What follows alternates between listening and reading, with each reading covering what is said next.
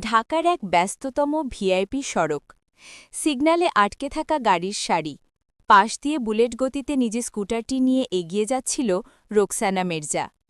দেশের সবচেয়ে প্রভাবশালী নিউজ চ্যানেলের ইনভেস্টিগেটিভ ইউনিটের হেড।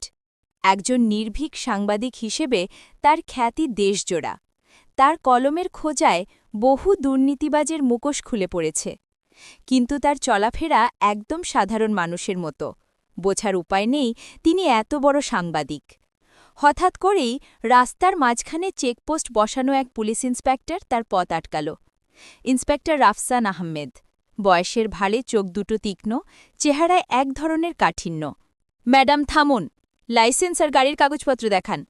রাফসানের কণ্ঠ ছিল নির্লিপ্ত। রোকসানা বিরক্ত হয়ে হেলমেটের কাঁচ তুলে বলল, কেন? আমার সবকিছু ঠিক আছে, দেখছেন না কি পরিমাণ জ্যাম? সেটা তো আমি দেখেই সিদ্ধান্ত নেব, রাফসান শান্তভাবে বলল। সে খুঁটিয়ে খুঁটিয়ে কাগজ দেখল, তারপর স্কুটারের